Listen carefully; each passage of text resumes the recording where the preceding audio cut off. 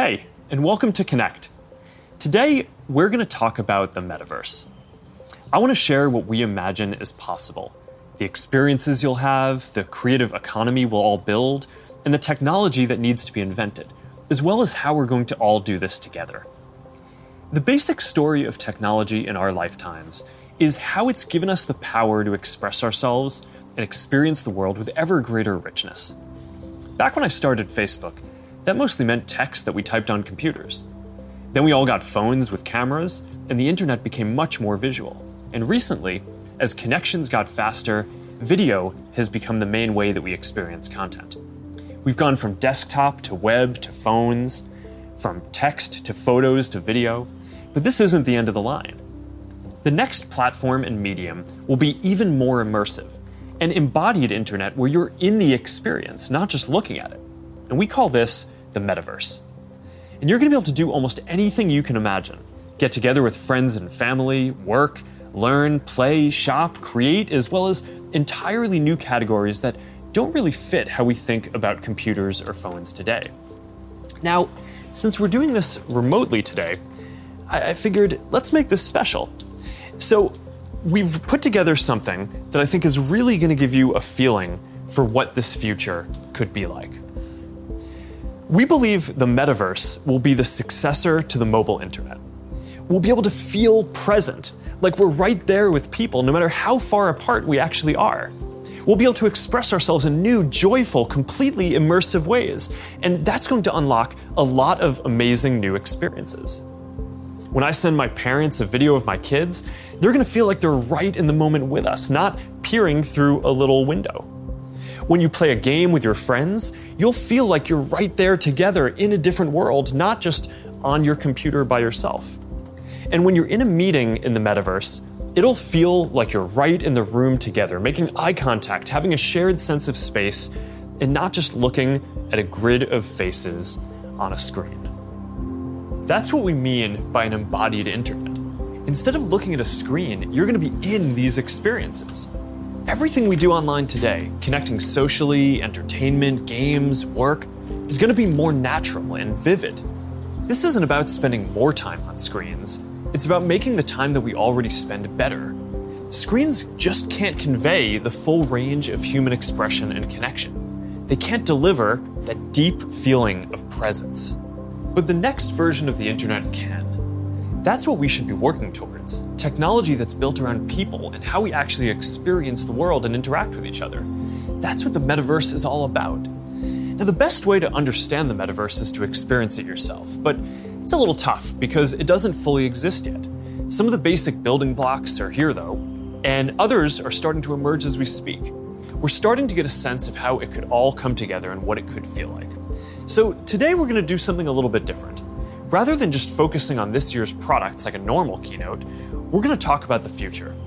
So let's start by exploring what different kinds of Metaverse experiences could feel like, starting with the most important experience of all, connecting with people.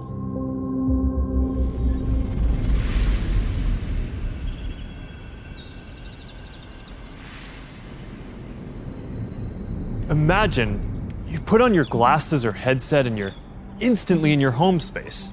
It has parts of your physical home recreated virtually, it has things that are only possible virtually, and it has an incredibly inspiring view of whatever you find most beautiful. Hey, are you coming? Yeah, just gotta find something to wear.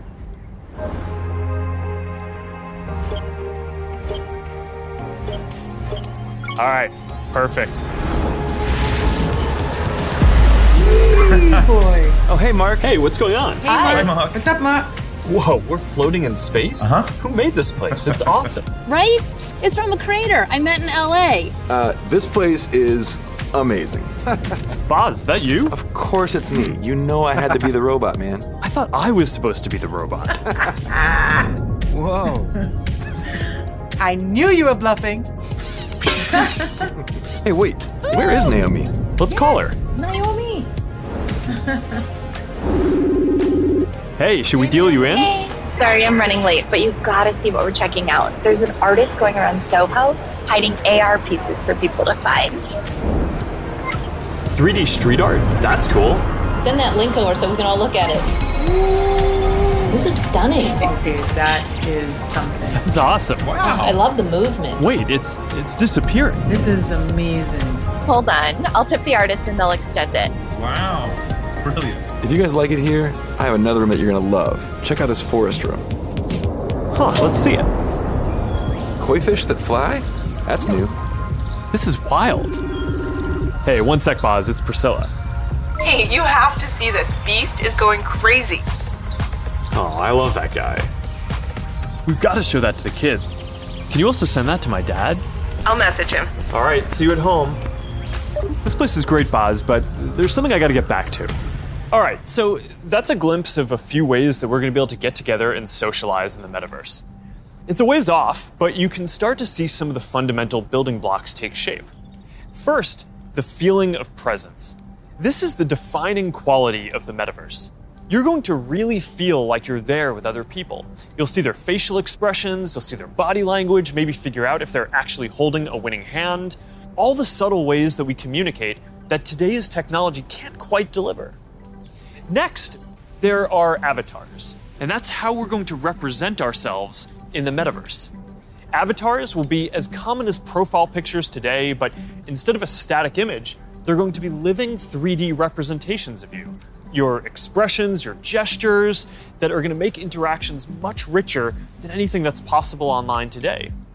You'll probably have a photorealistic avatar for work, a stylized one for hanging out, and maybe even a fantasy one for gaming.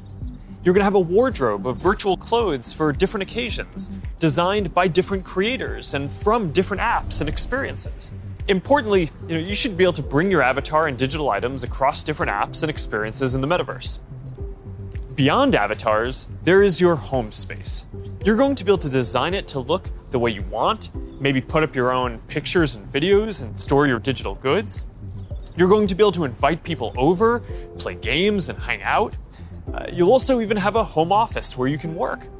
Your home is your personal space from which you can teleport to anywhere you want. Now, speaking of teleporting, there are going to be all kinds of different spaces that people make. Rooms like the ones that we just saw, but also games and whole worlds that you can teleport in and out of whenever you want. Teleporting around the metaverse is going to be like clicking a link on the internet. It's an open standard. In order to unlock the potential of the metaverse, there needs to be interoperability. And that goes beyond just taking your avatar and digital items across different apps and experiences, which we are already building an API to support. You want to know that when you buy something or create something, that your items will be useful in a lot of contexts and you're not going to be locked into one world or platform. You want to know that you own your items, not a platform. Now, this is going to require not just technical work, like some of the important projects that are going on around crypto and NFTs in the community now. It's also going to take ecosystem building, norm setting, and new forms of governance, and this is something that we're really going to focus on. Privacy and safety need to be built into the metaverse from day one. You'll get to decide when you want to be with other people, when you want to block someone from appearing in your space, or when you want to take a break and teleport to a private bubble to be alone. You're going to be able to bring things from the physical world into the metaverse. Almost any type of media that can be represented digitally, photos, videos, art, music, movies, books, games, you name it. And lots of things that are physical today, like screens, will just be able to be holograms in the future. You won't need a physical TV, it'll just be a $1 hologram from some high school kid halfway across the world.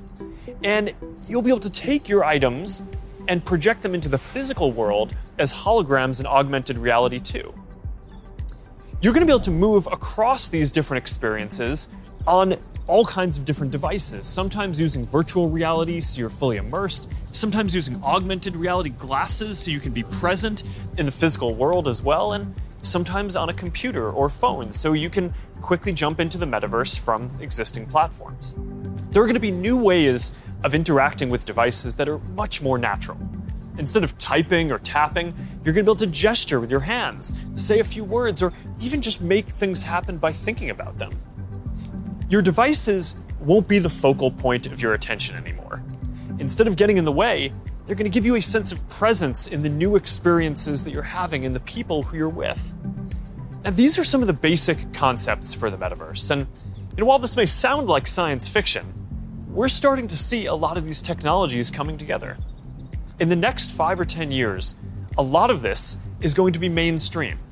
And a lot of us will be creating and inhabiting worlds that are just as detailed and convincing as this one on a daily basis.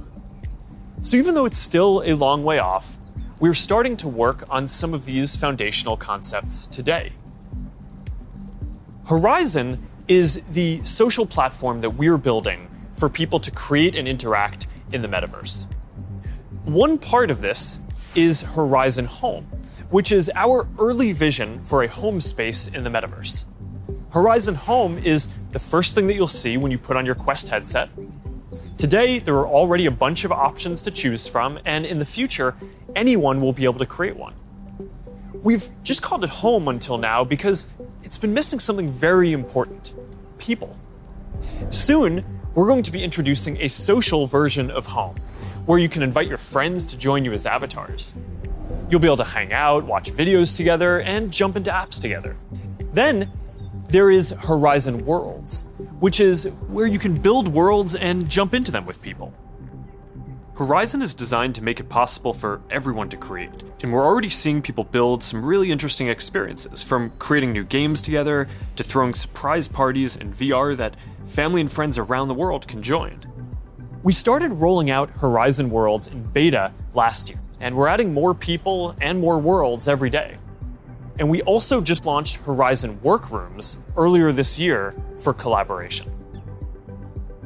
Beyond Horizon, we're also making it easier to communicate with your friends across different layers of reality. This year, we're bringing messenger calls to virtual reality. You're going to be able to invite your friends to a messenger call, and soon you'll be able to explore somewhere together or join a game. Now, these are the kinds of tools that need to get built so that you can jump into the metaverse with your friends from anywhere. And they're going to unlock some pretty amazing experiences. Now, let's move on from some of these basic concepts and people just connecting to a completely different set of experiences around entertainment and gaming.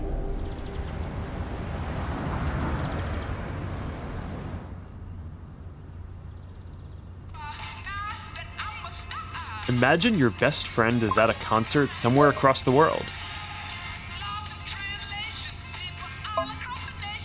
What if you could be there with her? I'm packing all my sneakers. I never had a coat. Yo. You're here! Tell it like it is. Tell what you love, how you live. When you're doing what you're doing, just tell the truth. Just tell it, just tell it, just tell it, just tell it. I'm talking to you.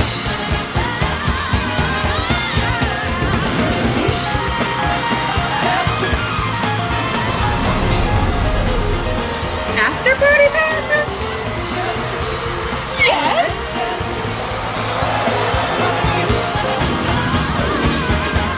I want you to tell it like it is.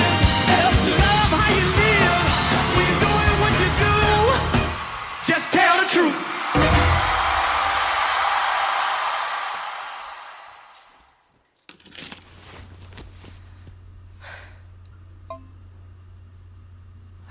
Jumping in now. What if there was an after party that anyone could go to, no matter where they were? This is wild.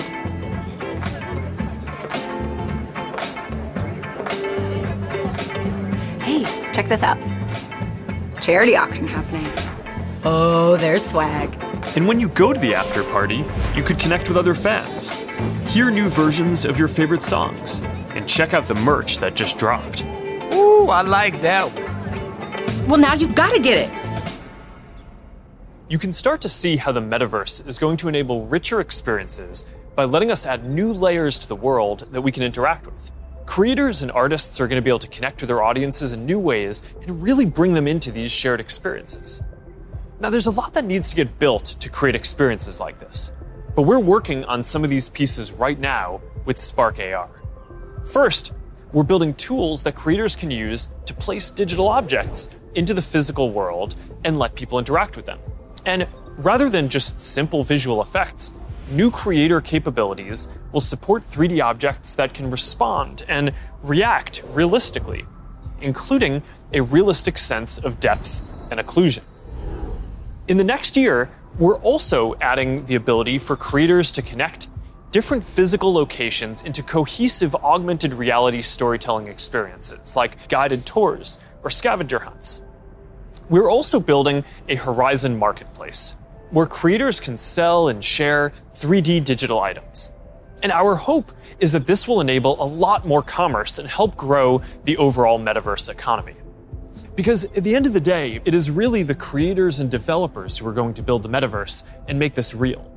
And to make sure that there's an ecosystem that can sustain hundreds of thousands of people working on this, which is what we're going to need to bring this to life, then it's critical that creators and developers can make a good living doing this work. Now, if you ask people today what they thought the metaverse was, a lot of people would probably say it was a Spider-Man movie. But the people who actually follow the space would say it's about gaming. And that's because gaming provides many of the most immersive experiences, and it is the biggest entertainment industry by far. Gaming in the metaverse is going to span from immersive experiences in fantasy worlds to bringing simple games into our everyday lives through holograms. Maybe you'll play old games in new ways. So, Barcelona, huh? Well, it's not New York, but I like it. New York misses you. What's that? I said, let me put my game face on so I can beat you. Okay. Check. I gotta try another game face next time. Maybe you'll go head-to-head with players from around the world. Like a shop. Some call it skill. Keep talking. Or maybe you'll do things that aren't even possible in gaming today.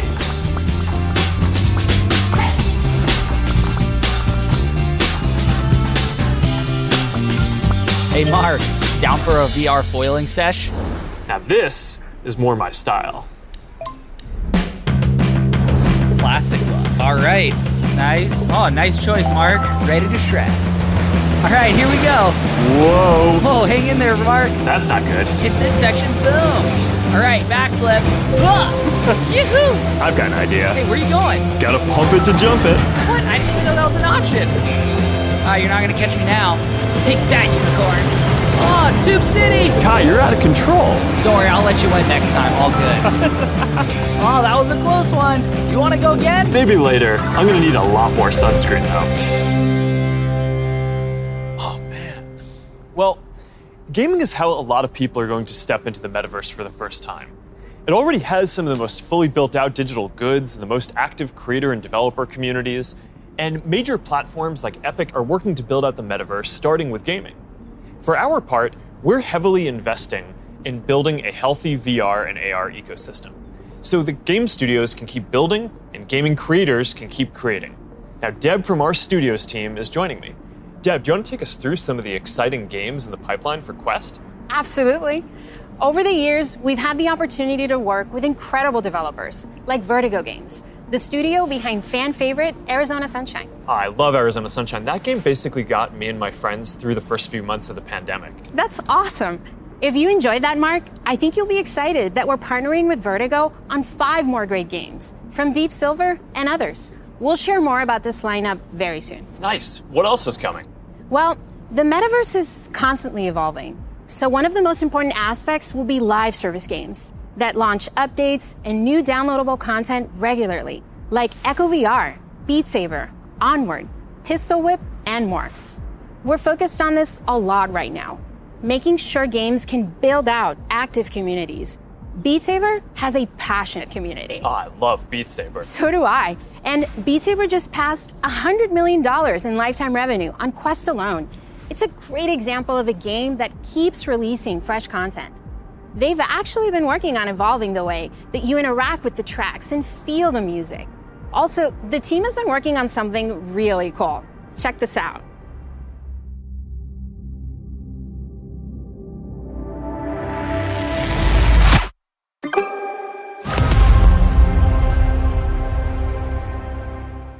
I can't wait to play this.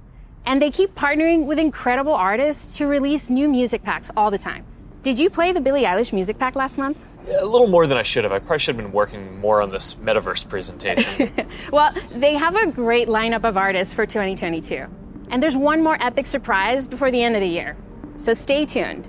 Okay, have you played Population 1? I mean, yeah, I love the game so much that... For those who haven't, Population 1 is a thrilling battle royale that is only possible in VR. Since its launch at Connect last year, it has become one of the highest earning games on Quest and the biggest multiplayer FPS on the platform. You can have up to 24 people in at once for a match. We're super excited to keep launching big updates, like an all-new autumn event later in November and a winter wonderland update in December.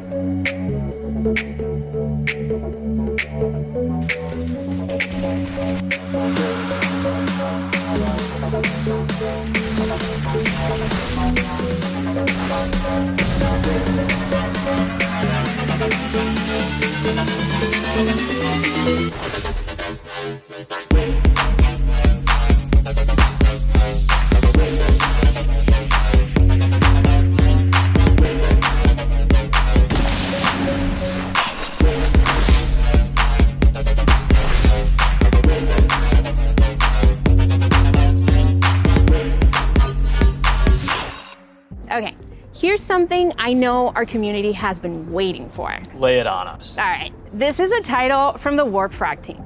This is the team that set the standard for VR combat physics when it launched on Rift in 2019.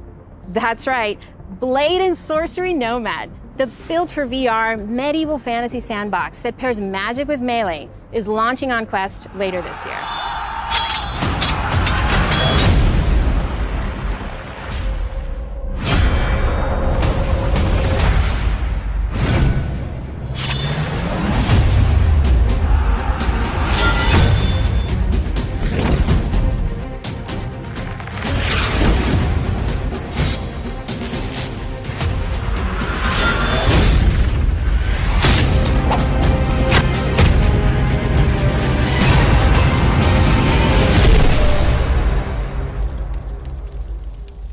For more gaming updates, look out for the 2022 Oculus Gaming Showcase. It's going to be loaded with news you won't want to miss. But Mark, I believe you have some news for us as well.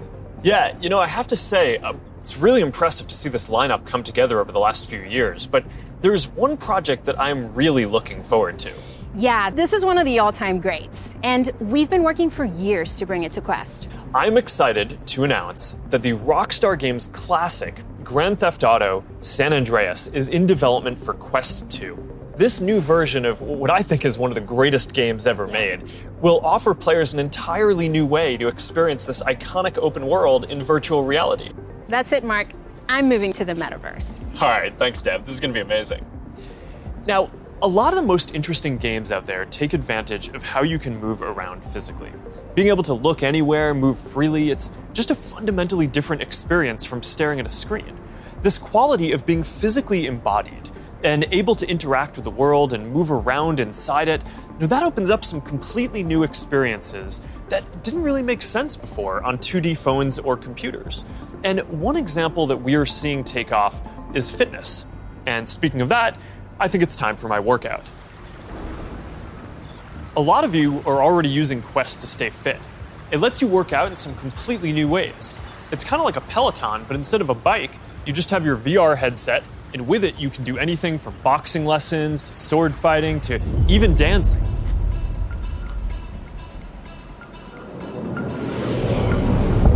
You'll be able to work out in new worlds, even against an AI.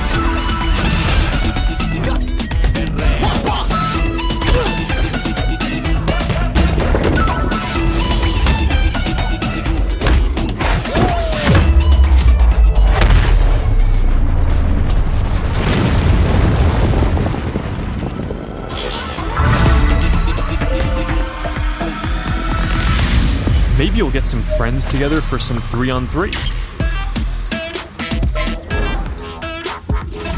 Maybe play pickup with people on the other side of the world.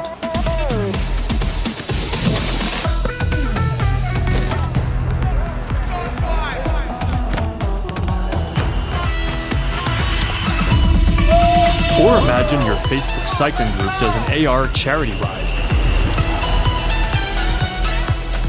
Let's go. Complete with a leaderboard. Maybe you'll be able to train with the best, like you're right there with them. Like Lee Kiefer, Olympic gold medalist. On guard. Fence. Don't be scared this time. All right. You seem like a natural. Whoa. All right, that's a little too realistic. See you later, Lee. That was fun. Good job, Mark. And that's what fitness will be like in the metaverse. Now, I think we're going to see a lot more unique experiences emerging around fitness that take advantage of the full immersion in interactive training. Speaking of which, Supernatural just added boxing to its lineup, FitXR has new fitness studios coming next year, and Player 22 by Rezel, which is currently used by pro athletes, is adding guided and hand-tracked bodyweight exercises soon. We're making a fitness accessories pack that makes Quest 2 more comfortable, with controller grips for when things get a bit intense, and a facial interface that you can wipe the sweat off of, making your sessions more comfortable. And that's all coming next year. But enough with the fun and games. It's time for everyone's favorite, work. Over the last year and a half, a lot of us who work in offices have gone remote. And while I miss seeing the people I work with, I think remote work is here to stay for a lot of people. So we're going to need better tools to work together. Let's take a look at what working in the metaverse will be like. Imagine if you could be at the office without the commute. You would still have that sense of presence, shared physical space, those chance interactions that make your day all accessible from anywhere. Now imagine that you have your perfect work setup and you can actually do more than you could in your regular work setup. And on top of all that, you can keep wearing your favorite sweatpants. Looking good. Let's get together real quick for a debrief.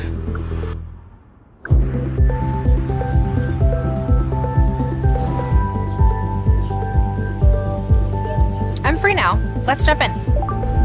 Hi. Hey. So what do we think?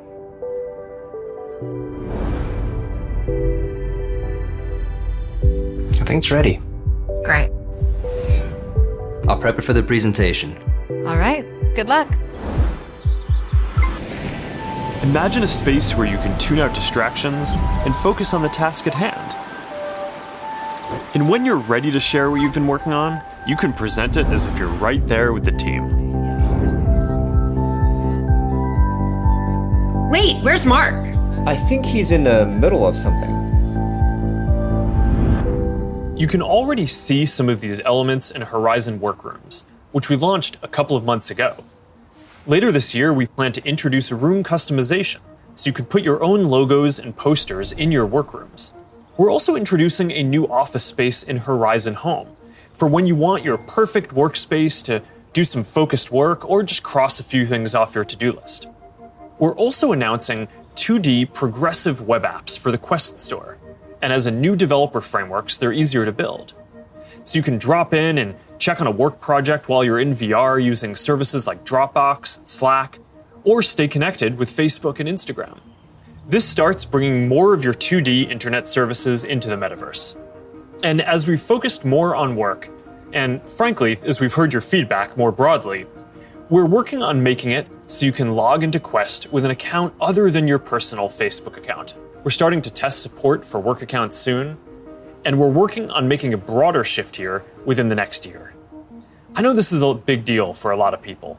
Not everyone wants their social media profile linked to all these other experiences, and I get that, especially as the metaverse expands. And I'll share more about that later. But I'm genuinely optimistic about work in the metaverse.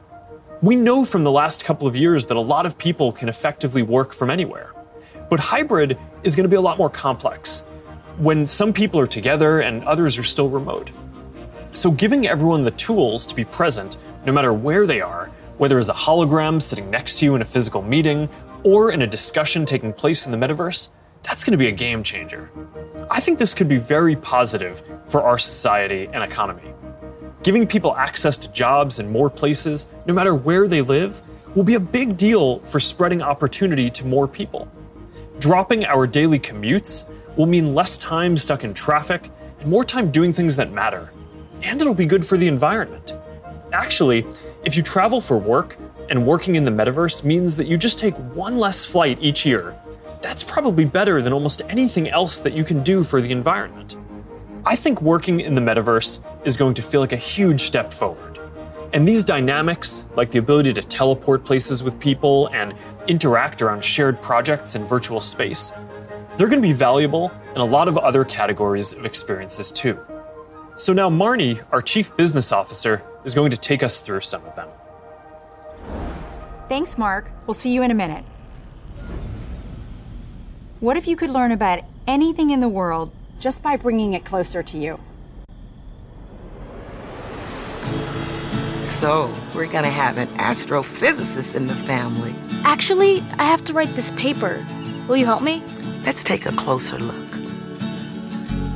What part of the solar system are we talking about? Saturn. If you were taking astrophysics, you could study in the metaverse. Did you know the rings are made up of billions of icy particles? Really? Look at this.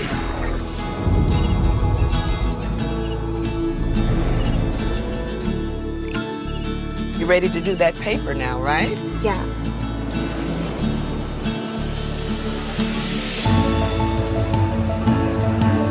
In the metaverse, you'll be able to teleport not just to any place, but any time as well.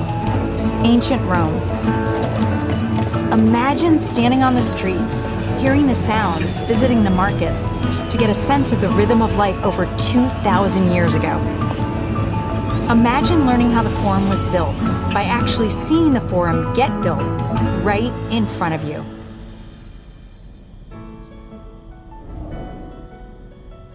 Hi, everyone. I'm Marnie Levine.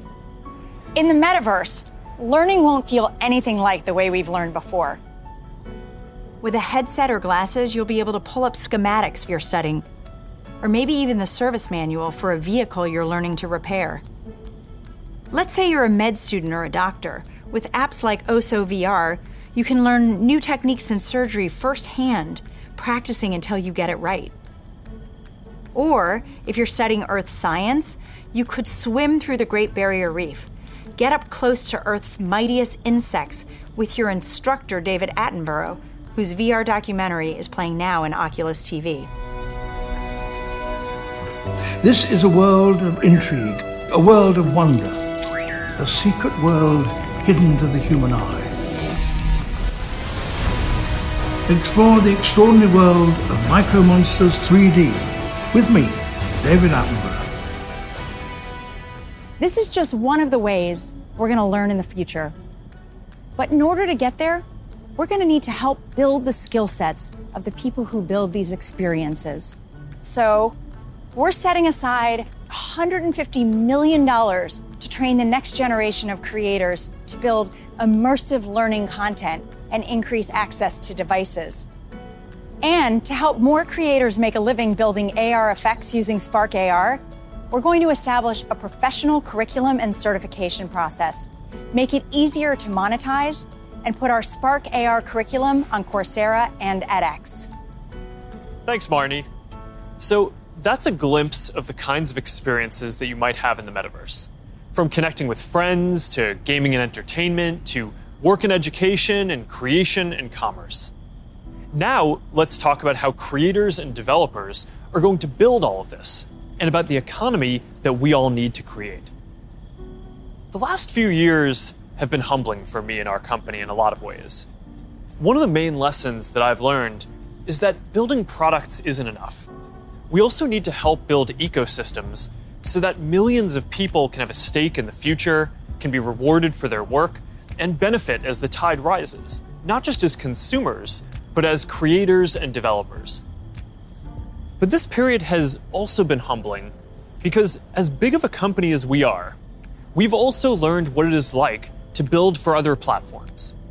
And living under their rules has profoundly shaped my views on the tech industry. Most of all, I've come to believe that the lack of choice and high fees are stifling innovation, stopping people from building new things, and holding back the entire internet economy. We've tried to take a different approach.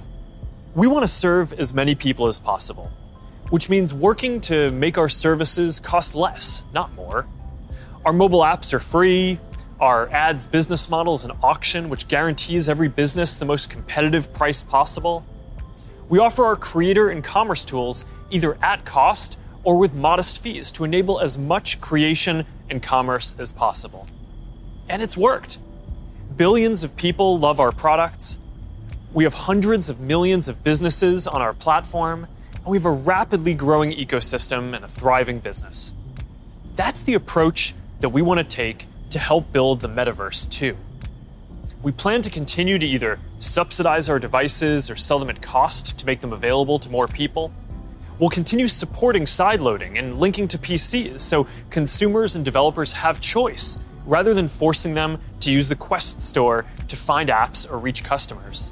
And we'll aim to offer developer and creator services with low fees in as many cases as possible so we can maximize the overall creator economy, while recognizing that to keep investing in this future, we'll need to keep some fees higher for some period to make sure that we don't lose too much money on this program overall.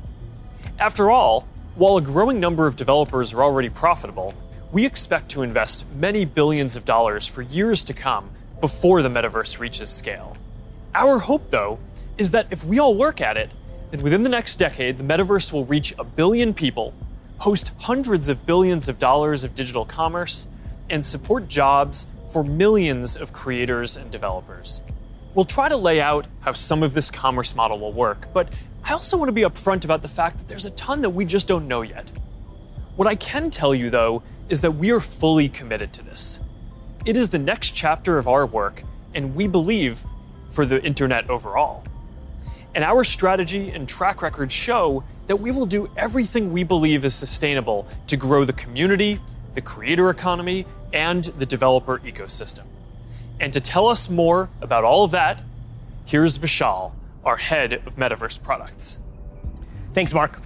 As you said, our approach is to serve as many people, creators, and businesses as we can by keeping fees as low as possible and offering choice. As a company, we have been investing in commerce and creators for many years, but let me take a moment and explain how this will all come to life in the metaverse. For people, the metaverse will offer more choice than we've ever seen before. And most importantly, there will be a real sense of continuity where the things you buy are always available to you. Today, much of what you buy on the internet is inside a single app, website, or game. You might buy a custom skin for your gaming avatar, but you can't take it with you when you move to a new space. In the physical world, that would be the equivalent of buying your favorite sports team's jersey and never be able to wear it outside the stadium.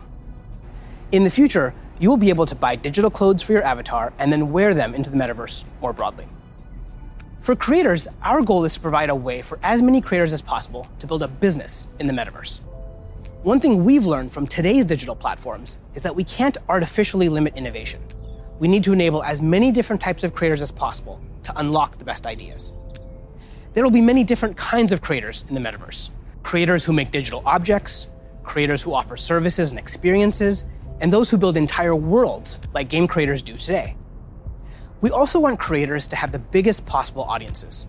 If a creator designs a signature effect to surround avatars, their fans should be able to buy it and then visit different spaces to show it off to their friends. Frankly, if a creator builds any experience, all of their fans should be able to enjoy it.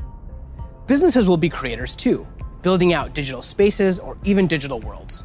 They'll sell both physical and digital goods, as well as experiences and services. And they'll be able to use ads to ensure the right customers find what they've created. Speaking of buying things, we're also exploring new types of ownership models and entitlements to ensure people feel confident that they actually own something. This will make it easier for people to sell limited edition digital objects like NFTs, display them in their digital spaces, and even resell them to the next person securely. In short, the metaverse will remove many of the physical constraints we see on commerce today and make entirely new businesses possible. While this is very exciting, the metaverse is all about co-creating. We're building this together with creators, developers, and entrepreneurs. So today, I've asked Jackie Aina to join me to start a conversation about what might be possible. Jackie is a beauty creator who launched her own lifestyle brand on Instagram called Forever Mood, where she sells candles with scents like cuffing season and partners with major brands on makeup drops. So let's meet Jackie in her space. Here we are in this digital space, totally inspired by you and all the things that you love. Jackie, I've been such a big fan of yours for such a long time. Tell me a bit about how you got started in social media. So, rewind back to 2009. As it pertains to like beauty, I would go to like a makeup counter or go makeup shopping, and I always felt rejected, always felt othered. So I got so frustrated that eventually I was like, you know what? Not only am I gonna like not listen to them, but I'm gonna show other people how I'm making it work with my skin tone too. How did you go from creating content, creating videos, to a product? You just, have a brand called Forever Mood. It's huge on Instagram shopping. So Forever Mood was not only a bit of a love letter to me and my relationship with my mom.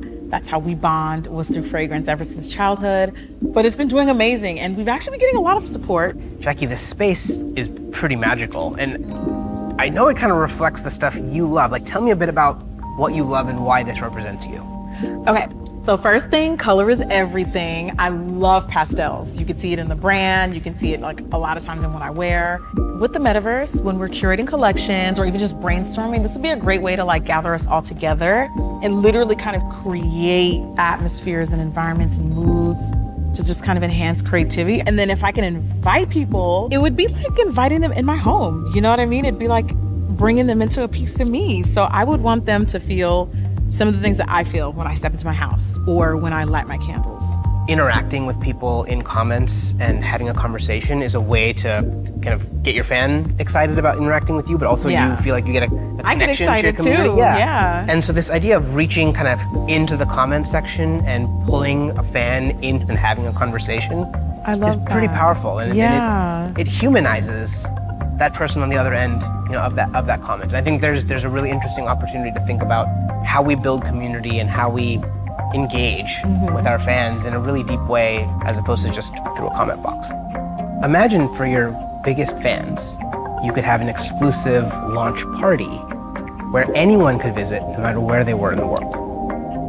I love that, because when we first launched the brand, everything was shut down because obviously quarantine, couldn't go anywhere. And I had this idea of doing like pop-ups for Forever Mood, where we would have a room inspired by each scent. And now, anyone from anywhere in the world could come and feel what you just described, have that feeling, have that sense, really get into that mood. Also, you have your greatest fans, the people that care a lot about you, the ability to reach new customers, use advertising to keep growing your business. And you could also drop an exclusive product in the Metaverse, where only available to your most ardent fans who paid special access to get to that product. That's dope. Commerce is going to be a big part of the Metaverse. You'll be able to sell both digital and physical products. The butterfly effect transports us someplace magical.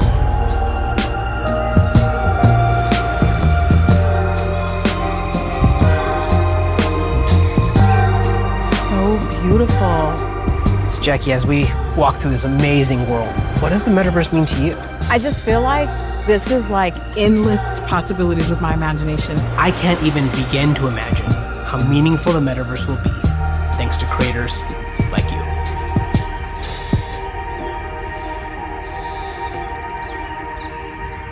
There's a lot here to be excited about. Just like the internet today, more people are going to have the freedom to find a business model that works for them, whether that's custom work, tipping, subscriptions, ads, or other monetization tools that may only make sense in the Metaverse. Now think about how many people make a living on the internet today. How many of those jobs just didn't even exist a few years ago? I expect that the Metaverse is going to open up lots of opportunities for people in the exact same way. Now, we have confidence in this general direction, and we're investing significantly in building for this future, but the reality is that no one knows exactly which models are going to work and make this sustainable. So we're going to approach this with humility and openness, and we're going to work with anyone whose efforts will help bring the Metaverse to life. So now, Boz is going to join us to talk about what people are already building for the Metaverse and what kinds of tools we can create to help out. Hey Boz, I'm still kind of jealous of your robot avatar. Yeah, man, you gotta have the robot when you're working your dance moves, right? I mean, of course. Look, Mark, we've been working on Facebook Reality Labs for a long time, but we always kept the same vision, which is that we want to build tools that help people feel connected anytime, anywhere. And that vision is what drives us today, to help people get together in virtual spaces. We've come a long way since the early days of VR, thanks to the developers and the creators who see the potential to entertain and to educate. But of course, we still have a lot farther to go. So to keep the pace of innovation moving faster and empower more use cases, we do have a few exciting announcements. Today, we're introducing the Presence platform, which is a broad range of machine perception and AI capabilities that empower developers to build mixed reality experiences on Quest 2. You want to tell us more about the Presence platform? Yeah, we've said before that realistic presence is the key to feeling connected in the metaverse. And the Presence platform's capabilities are what's going to deliver on that promise. Things like environmental understanding, content placement and persistence, voice interaction, standardized hand interactions. In fact, let's start with hands. I mean, the human hand is an engineering marvel. And bringing hands into VR was no easy feat.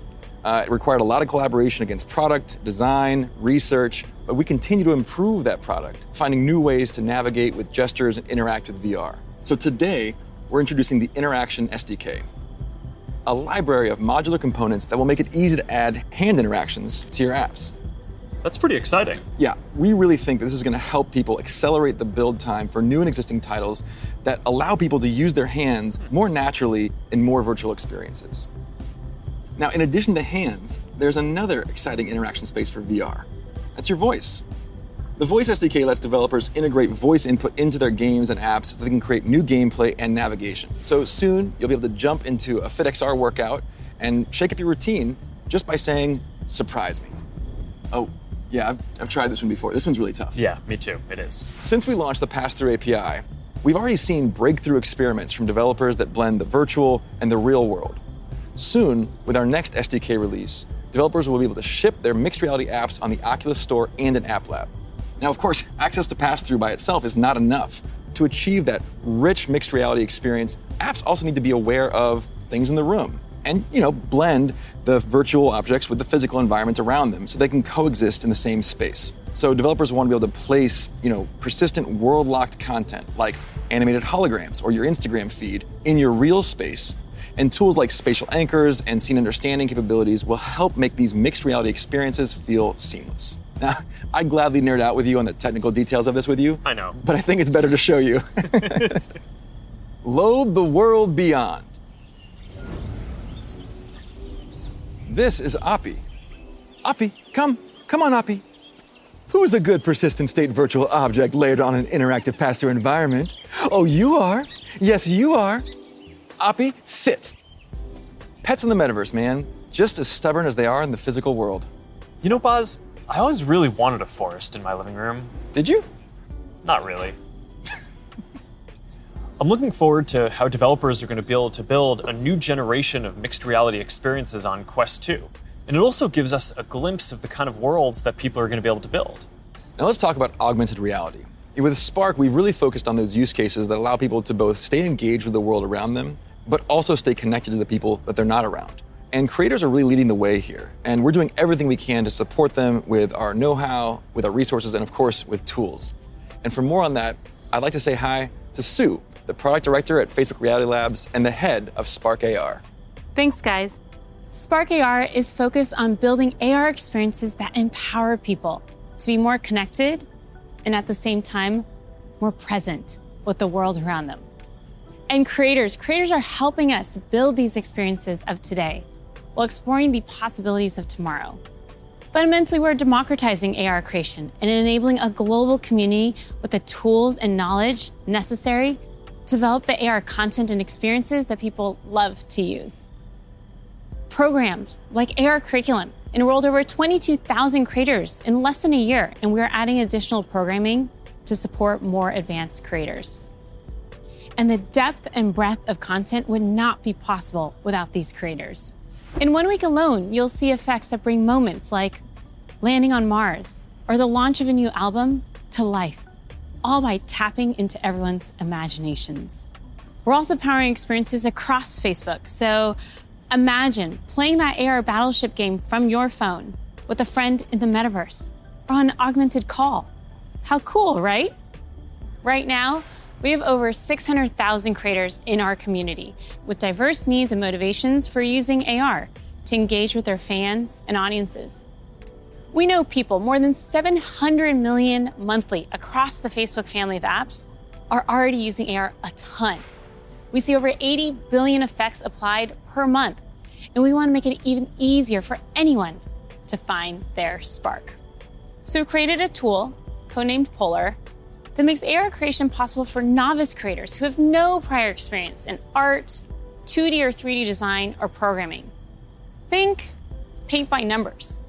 So creators whose first love might be photography, video, or dance can enhance their content for their own special effects.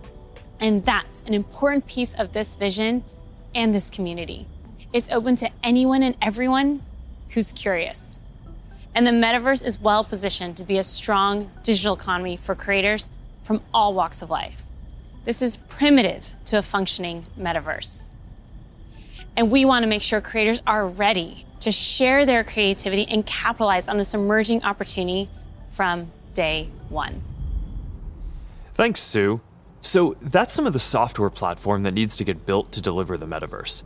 But there are other important considerations here too. Hey, Nick. Hey, Mark. Hope I'm not interrupting. You got a sec? Have you got Oppie with you? I think Oppie's still in the virtual forest, but I always have time for you. What's going on?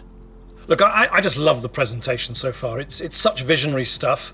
But as you mentioned early on, with all big technological advances, there are inevitably going to be all sorts of challenges and uncertainties. And I know you've talked about this a bit already, but people want to know how we're going to do all this in a responsible way, and especially that we play our part in helping to keep people safe and protect their privacy online.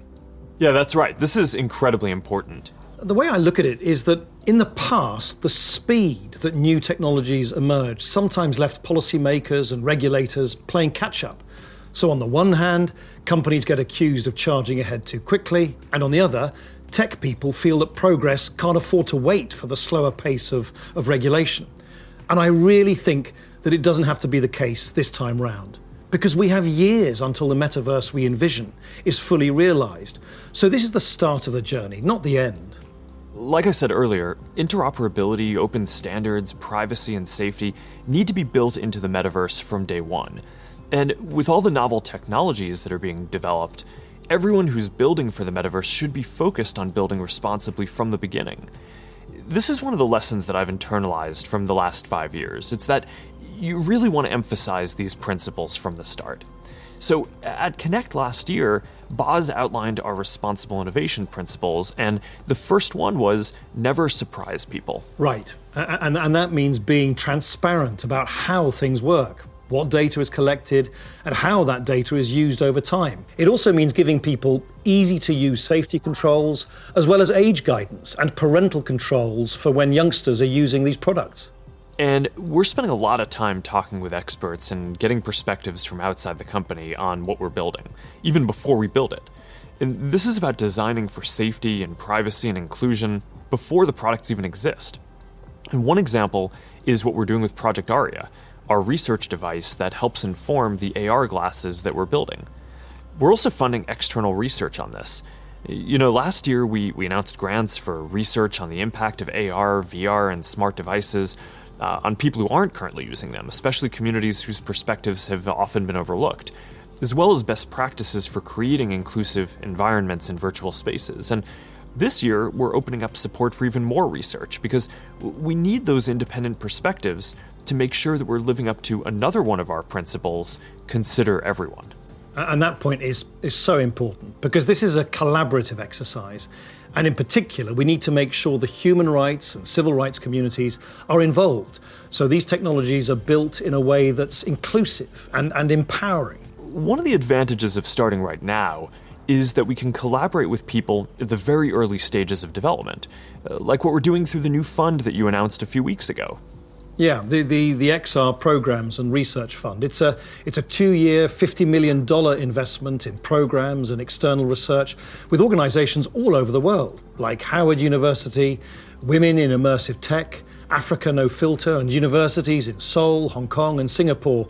And this is crucial because, as we've said, the metaverse isn't something we're building so much as it's something we're building for. Across the industry, we need to bring that same imagination and commitment to building for interoperability, openness, safety, and privacy as we do for all the other product aspects of the metaverse. These have to be fundamental building blocks, just like the other software and experiences that we've been talking about. Right. All right, thanks, Nick. So, one thing that we haven't talked about much yet is the future of hardware that will help bring the metaverse to life. We're working on multiple new products to advance the state of the art, unlock richer social interactions, and make it a lot easier to be productive. That must be Angela, our head of VR devices. Hey, Angela. Hey, Mark. Is that what I think it is? I sure hope it is. All right, come on in. So, what do you think is the most exciting thing that we're working on right now? That's hard to say. You know, we have such an exciting pipeline. But next year, we are releasing a new product that will push the boundaries of VR even further. We've codenamed it Project Cambria. So, this isn't the next Quest. It's going to be compatible with Quest, but Cambria will be a completely new, advanced, and high-end product, and it'll be at the higher end of the price spectrum, too. Our plan here is to keep building out this product line to release our most advanced technology before we can hit the price points that we target with Quest. All right, so let's talk about some of the new advances here. Yeah, sure. There's a ton of new tech going into Cambria. For example, your avatar will be able to make natural eye contact and reflect your facial expressions in real time. This way, people you're interacting with will have a real sense of how you're actually feeling. It does mean building more sensors into a form factor that's comfortable to wear for a while. And because we want VR to be for everyone, we also have to make sure avatars represent a diverse set of human facial features and skin tones, as well as paying attention to things like glasses and beards that might get in the way of some of the sensors. So that's going to be a big step forward for social presence, and I'm really glad that we're focused on making it inclusive from the start. Now, what about unlocking more mixed reality experiences? I mean, imagine working at your virtual desk with multiple screens while seeing your real desk so clearly that you can pick up a pen and write notes without taking your headset off. Or, you're doing a workout with a virtual instructor in your living room. It's going to be so cool. We're already seeing the potentials of these kinds of experiences today as people are building for our pass-through API. But with Cambria, we'll be taking this to the next level with high-resolution, colored, mixed reality pass-through. We essentially combine an array of sensors with reconstruction algorithms to represent your physical world in the headset with a sense of depth and perspective. Now, we're still a ways away from exactly matching what our eyes see in the physical world, but we're pretty encouraged by how far we've been able to advance the pass-through experience so far. Definitely, but we also need to push the visuals to the next level. So let's talk about the progress that we're making on optics. Yeah, we're pushing the limits of display technology and form factor with something called pancake optics. They essentially work by folding light several times over to achieve a slimmer profile than current lenses. Now, with several optical layers, we'll need to precisely control every aspect of design and fabrication to achieve that high-quality, artifact-free display and really just deliver the best optics ever in one of our headsets. That's pretty awesome. But let's make sure that we leave some of the good stuff for next year's release, too. All right, now, I'm excited to keep building out this new product line over future generations so we can keep getting our most advanced technology into people's hands even before we can get it into our Quest product line. That's our goal. We're starting to work with developers to build experiences for Cambria as we speak, and we're looking forward to sharing so much more with y'all next year. Sounds good. Now, beyond virtual reality, we are also focused on the hardware to make true augmented reality possible. In a lot of ways, augmented reality is even harder, not just because we need to invent a completely new optical stack that's not based on screens, but because we basically need to fit a supercomputer into a pair of normal-looking glasses. So we're approaching this problem from two directions. First, how much technology can we pack into a pair of normal, great-looking glasses today? And second, how do we take the long-term tech stack to do everything and keep miniaturizing and improving it until it fits into a pair of normal, good-looking glasses? On the first path, last month we launched Ray-Ban Stories, our first smart glasses in partnership with Essilor Luxottica. They're not full AR glasses yet, but they let you take pictures and videos, listen to music, and take phone calls while you're out looking at the world instead of down at your phone. And we built leading privacy features into the glasses, like the LED light whenever you're recording, which phones don't even have. And we delivered this in the iconic Ray-Ban style for just $299. These are all steps along the path to an embodied internet. But the ultimate goal here is true augmented reality glasses. And we've been working on that too. And today, I want to show you an experience that we've been working on for Project Nazare, which is the codename for our first full augmented reality glasses. Here, you'll see you're chatting with friends on WhatsApp and planning a game night. You can select a game, and then, as you walk over to your kitchen, you can easily just put your game onto the table and you're off. And that's the kind of experience that augmented reality will unlock. There's a lot of technical work to get this form factor and experience right.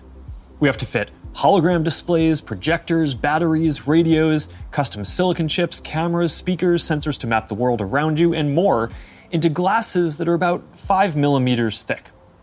So we still have a ways to go with Nazare, but we are making good progress. I'm excited about our future roadmap, but even that's still early in a journey that's going to go on for decades. Immersive all-day experiences will require a lot of novel technologies. And for the last 7 years, our research team has been working on a broad array of technologies that are necessary for these next-generation platforms. Michael Abrash leads this team, and he's going to join me to talk about some of the future technology that we're developing. Hey, Michael, do you want to take everyone through our roadmap? Sure. That covers a lot of ground, though. It's going to take about a dozen major technological breakthroughs to get to the next-generation metaverse, and we're working on all of them. Displays, audio, input, haptics, hand tracking, eye tracking, mixed reality sensors, graphics, computer vision, avatars, perceptual science, AI, and more. Yeah, you're right. That's a lot. We probably only have time for a couple right now. You want to pick a few? Well, I think the metaverse is really going to be first and foremost about connecting people, so I'd say let's start with avatars. Yeah, I agree. The goal here is to have both realistic and stylized avatars that create a deep feeling that we're present with people. Exactly, and we've shown codec avatars before. Well, what can your face do? Can you show us? Well, I've always hoped you would ask me that question. And it's a remarkable experience to see codec avatars in VR, and photorealistic avatars will be a huge breakthrough. But they're only part of the picture. Yeah, because you're not always going to want to look exactly like yourself. That's why people shave their beards, dress up, style their hair, put on makeup, or get tattoos. And of course, you'll be able to do all of that and more in the metaverse. So this next video shows how we're making progress on part of that with hair and skin rendering and relighting for 3D avatars. She's going for the medical field. I think she was interested into... Now, I want to point out this technology is still very definitely research, but it shows the really high level of fidelity that avatars are ultimately going to need to reach. Notice that you can see the individual pores on his skin. Now, clothing is another important way to express yourself. And whether you want to simulate your actual garments, say you're making a quick call with your grandmother, or maybe you just want to be wearing a stylish blue Oxford shirt like me, you're going to need the ability to simulate clothing. So here's an early look at hand-cloth interaction. And you can see how the movement of the cloth when the hand touches and stretches it is really remarkably accurate. Now, to use your avatar to teleport to a meeting or sit down for a chat in the metaverse, you'll also need realistic virtual spaces to be with people in. So let's look at that. Contrary to how this looks, this is actually not a video of the physical world. It's a 3D reconstruction of a mock apartment, which I guess just became clear when that bowl took off by itself. Exactly. So what you can see here is that a researcher is moving around various objects on the right, and then on the left you can see the high-fidelity real-time rendering of the space in the moving objects on the left without the researcher. So what's critical here is that this is all happening in real time. That's what's novel here, and that's what differentiates it from CGI. So what we've seen so far is pretty awesome, but we all know what we want. We want the whole package, a full-body avatar in a virtual environment, so you're just there. Last year, we showed our very first full-body codec avatar at Connect. Here to tell you more about our progress since then, is Yasser Sheikh. Hi there. My name is Yasser and I direct the Facebook Reality Research Lab in Pittsburgh. Well, that's not completely true. What you're seeing is actually a rendering of my pre-recorded codec avatar. Over the past couple of years, we've made quite a bit of progress with codec avatars. My avatar can now look left, look right, look up, look down, make facial expressions. Here, you can see Elaine is in VR on the right. You can see her view of Yasser's avatar and the reconstructed real-world space that it's in on the left as she moves around the avatar. What you see on the left is an entirely virtual reconstruction. This gives you a sense of a future in which you'll be able to interact with another person's realistic avatar in virtual reality in real time. Now, preventing others from using your avatar will be critical.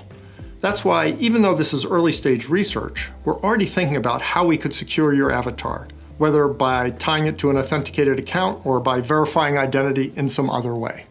All right, so we've talked about what we're going to be able to see, but of course we also want to be able to actually do things in the metaverse. And while seeing your hands in VR and manipulating virtual objects is a big step forward towards that, then we're going to need an even easier and more intuitive way to interact with virtual content when you're on the go wearing AR glasses. And we believe that neural interfaces are going to be an important part of how we interact with AR glasses. And more specifically, EMG input from the muscles on your wrist combined with contextualized AI. It turns out that we all have unused neuromotor pathways, and with simple and perhaps even imperceptible gestures, sensors will one day be able to translate those neuromotor signals into digital commands that enable you to control your devices. It's pretty wild. So let's take a look at what EMG input is going to be able to do and where we are with it today. This video shows some of the ways that we think that wrist-based neural interfaces can provide an important input tool for AR glasses. So at first, that input is going to just be around enabling basic gestures, click, scroll, select. But as the technology evolves, EMG input could potentially unlock full-speed typing, and it could give you subtle, personalized controls that you can use in any situation. This is genuinely unprecedented technology. So let's look at an early prototype that shows how it could be used in AR. This experimental UI shows for the first time how EMG input could one day allow you to send a message in AR with your hand resting comfortably at your side, without ever having to look at a screen. Notice how the researcher used an overt and highly visible click gesture to send the first message. We've made a lot of progress over the last year, and we're now able to do the same thing with the smallest of movements of the hand. EMG enables this by picking up subtle neuromotor commands with remarkable precision. So basically what you're saying is that you're going to be able to send a text message just by thinking about moving your fingers. That's going to be pretty amazing. But I guess it's just one part of the equation, because the other is AI that understands your context and can give you a simple set of choices based on that context. So let's take a look at an AI interaction model that we've built using Project Aria, our initiative to accelerate research into AR glasses and live maps that we talked about last year. Remember the mock apartment we saw earlier? Well, we've indexed every single object in it, including not only location, but also the texture, geometry, and function of each one. We fed all that information into the Project Aria glasses Ming-Fei is wearing in this next demo. And the reason is to simulate how AR glasses will ultimately be able to access data from a 3D map that will help them identify the real-world objects in the space around you and better understand your context so they can help you. What's happening here is that the glasses are calculating where Ming-Fei is in the room, locating and identifying all the nearby objects based on the index mentioned earlier, and figuring out which of those objects Ming-Fei is interested in by observing her eye movements. That contextual information, in turn, enables the system to offer proactive assistance to Ming-Fei in a variety of ways. Here, the system knows that she may want to turn on the TV, so when she clicks while looking at it, the system turns it on. Ultimately, her AR glasses will tell her what her available actions are at any time. Hey assistant, where's my favorite mug?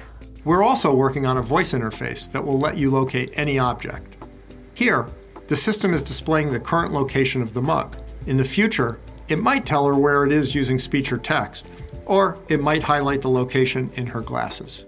Really, it's an early look at the sort of intuitive, low-friction interface that AI plus EMG input will enable in the future. This is how we'll all be interacting one day. Thanks, Michael. That was awesome. All right, so I hope that gives you a sense of some of the technical challenges that we're working on to deliver deep and immersive experiences in the metaverse. A lot of what we've shown today isn't going to be available in the next year or two. Some of this is still a long way off. But this is some of the most exciting stuff that I've ever gotten to work on, and I'm just incredibly energized to be on this journey with all of you. And there's one more thing that I want to tell you about today. I believe the metaverse is the next chapter for the internet, and it's the next chapter for our company too. So I've been thinking a lot about what this means for our company and who we are as we embark on this journey. We're a company that focuses on connecting people. While most other tech companies focus on how people interact with technology, we focus on building technology so people can interact with each other. One of the reasons I started Facebook was that at the time you could use the internet to find almost anything. Information, news, movies, music, shopping, except for the thing that matters most of all, people. Today, we are seen as a social media company. But in our DNA, we are a company that builds technology to connect people. And the metaverse is the next frontier, just like social networking was when we got started. Facebook was born in a specific time and place, a college campus, the web. It was what we could build at the time to put people back into our experience of technology. But connecting people was always much bigger. From way earlier on, I remember sitting in middle school classes, sketching in my notebooks, ideas that I wanted to code when I got home. And even though I didn't have the skill or technology to build it yet, it was always clear that the dream was to feel present with the people we care about. Isn't that the ultimate promise of technology? To be together with anyone, to be able to teleport anywhere, and to create and experience anything? Yet here we are in 2021, and our devices are still designed around apps, not people. The experiences we're allowed to build and use are more tightly controlled than ever. And high taxes on creative new ideas are stifling. This is not the way that we are meant to use technology. The metaverse gives us an opportunity to change that if we build it well. But it's going to take all of us, creators, developers, companies of all sizes. Together, we can finally put people at the center of our technology and deliver an experience where we are present with each other. Together, we can create a more open platform with more ways to discover experiences and more interoperability between them. And together, we can unlock a massively bigger creative economy. I know the internet story isn't straightforward. Every chapter means new voices and new ideas, and yes, there will be challenges and risks and disruption of established interests. But there will also be opportunities and benefits that we can't even imagine yet. For connection, for creation, for learning, and joy. We'll all need to work together from the beginning to bring the best possible version of this future to life. A future where, with just a pair of glasses, you will be able to step beyond the physical world and into the kinds of experiences that we have talked about today. I've been thinking a lot about our identity as we begin this next chapter. Facebook is one of the most used products in the history of the world. It is an iconic social media brand. But increasingly, it just doesn't encompass everything that we do. Instagram, WhatsApp, Messenger, Quest, now Horizon, Nazare, and more. Building our social media apps will always be an important focus for us. But right now, our brand is so tightly linked to one product that it can't possibly represent everything that we're doing today, let alone in the future. Over time, I hope that we are seen as a metaverse company. And I want to anchor our work and our identity on what we are building towards. We just announced that we are making a fundamental change to our company. We're now looking at and reporting on our business as two different segments. One for our family of apps, and one for our work on future platforms. And as part of this, it is time for us to adopt a new company brand to encompass everything that we do. to reflect who we are and what we hope to build, I am proud to announce that starting today, our company is now Meta. Our mission remains the same. It's still about bringing people together. Our apps and their brands, they're not changing either. And we are still the company that designs technology around people. But now we have a new North Star to help bring the metaverse to life. And we have a new name that reflects the full breadth of what we do and the future that we want to help build. From now on, we're going to be Metaverse first, not Facebook first. That means that over time, you won't need to use Facebook to use our other services. And as our new brand starts showing up in our products, I hope that people come to know the Meta brand and the future that we stand for. I used to love studying classics, and the word meta comes from the Greek word meaning beyond. For me, it symbolizes that there is always more to build. There is always a next chapter to the story. And for us, that's a story that started in a dorm room and grew beyond anything we could imagine, into a family of apps that people use to find one another, to find their voice, to start businesses and communities and movements that have changed the world. I'm proud of what we've built so far and excited about what comes next as we move beyond what's possible today, beyond the constraints of screens, beyond the limits of distance and physics, and towards a future where everyone can be present with each other, create new opportunities, and experience new things. It's a future that is beyond any one company, that will be made by all of us. We've built things that have brought people together in new ways. We've learned a lot from struggling with social issues and living under closed platforms. And now it is time to take everything that we have learned and help build the next chapter. I am dedicating our energy to this more than any other company in the world. And if this is the future that you want to see, then I hope that you will join us, because the future is going to be beyond anything we can imagine.